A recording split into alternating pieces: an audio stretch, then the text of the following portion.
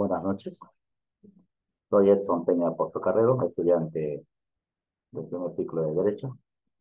Hoy en el curso de Economía General voy a presentar mi trabajo relacionado al fenómeno económico de la crisis de 1985 y su relación con la economía heterodoxa de la escuela austríaca. El fenómeno económico de la crisis de 1985, ¿no? Es decir, la crisis económica que se dio en aquel año. La economía peruana enfrentó una intensa crisis que todos ya conocemos, marcada por una inflación y un elevado déficit público, ¿no? Durante ese año, el Producto Bruto Interno cayó un 25%, llevando a una significativa reducción en la riqueza del ciudadano peruano. La hiperinflación alcanzó sus niveles más altos, ¿no? Con una inflación mensual más alta registrada en agosto de ese año, es decir, 1990. El desempleo se duplicó, afectó casi a cerca de 1.2 millones de peruanos. Esta crisis tuvo un impacto negativo en el bienestar social del pueblo peruano. La relación de la economía heterodoxa y la escuela austríaca con la crisis económica de aquellos años estuvo caracterizada por la inflación y el desempleo, y está vinculada a la perspectiva de la economía heterodoxa, ¿no? Que ofrece una alternativa al enfoque convencional de la microeconomía. La corriente, ejemplificada por la escuela austríaca, busca superar las limitaciones del modelo ortodoxo.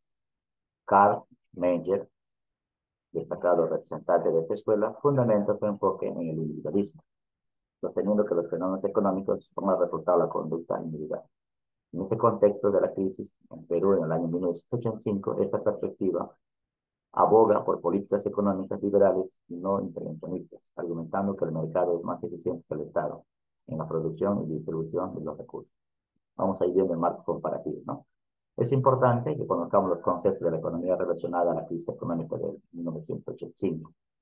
El Perú en aquellos tiempos afrontaba desafíos económicos, principalmente en el pago de deuda externa y la obtención de financiamiento internacional.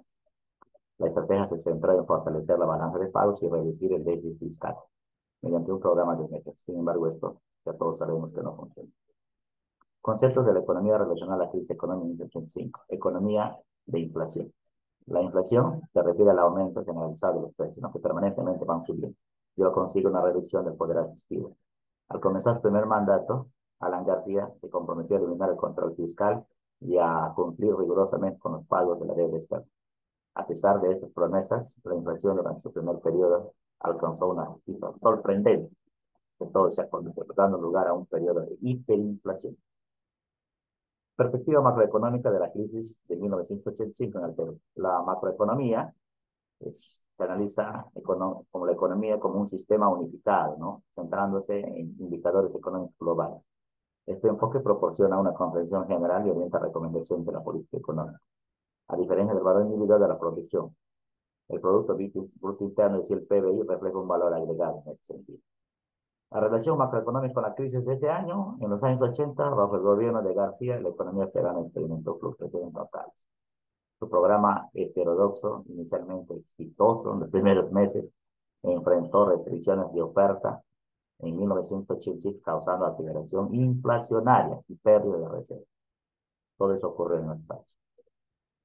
El programa heterodoxo del gobierno aprista adoptó un programa económico con el objetivo de aumentar la demanda agregada y controlar la inflación de manera artificial. Sin embargo, estas acciones resultaron insostenibles y generaron problemas con los acreedores externos. Asimismo, el agotamiento de la estrategia heterodoxa y los desequilibrios macroeconómicos ocurrieron en aquel entonces. La política económica, que se mantuvo prácticamente sin cambio desde agosto del 85, se volvió insostenible, ya que el aumento de la liquidez en el año 87 se dio principalmente a la financiación monetaria del déficit del sector público, ¿no? Y al subsidio cambiario proporcionado por el Banco Central. Además, se planteó la propuesta de nacionalizar el sector bancario debido a la falta de inversiones por parte del sector privado. La recesión y la coyuntura electoral también nos afectó en aquellos tiempos, ¿no? A finales de 1988 ayudó a reducir el déficit en la balanza de pagos, pero tuvo un alto costo social en términos de desempleo y reducción de salarios. La falta de estabilización económica llevó a una inminente hiperinflación y recesión económica en esos años. ¿no? Una inflación severa que nos afectó a todos los peruanos. Amenaza latente de la inflación abierta. Ya todos sabemos que en el 89 Perú vivió su inflación más alta, con tasas altísimas en su historia. Esta inflación estaba de forma desacelerada y no solucionó las causas profundas como el funcionamiento de esto por parte del gobierno. Las medidas de control de precios y tipo de cambio solo postergaron la corrección de precios, dejando latente el riesgo de inflación al final del año 1980.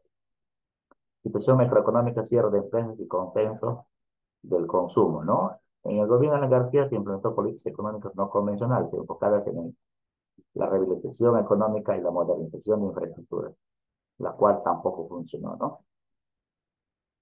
Conclusiones. Luego de haber revisado el trabajo, podemos analizar las siguientes conclusiones. Uno, la hiperinflación, que fue la crisis económica que provocó una hiperinflación con una inflación promedio cerca de 1% anual, elevando los precios a más de 140% o veces, ¿no?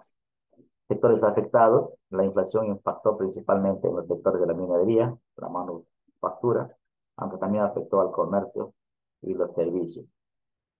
Otras conclusiones en relación a las causas económicas, la caída económica fue impulsada por la disminución de las exportaciones y la exacerbada por un gasto público procíclico, reduciendo el consumo y la inversión pública. Y una conclusión más, la estatización bancaria, ¿no? La decisión de estatizar los bancos resultó en el cierre de bancos extranjeros y la salida del país como una continua disminución de las reservas internacionales. Para el desarrollo de trabajo se han utilizado algunas fuentes bibliográficas como son León, 2018, el Instituto Peruano de Economía, 2017, el Banco Central de Reserva de Perú, Memoria, 1985. Todos estos han sido insumos que nos han servido para desarrollar el trabajo. Muchas gracias.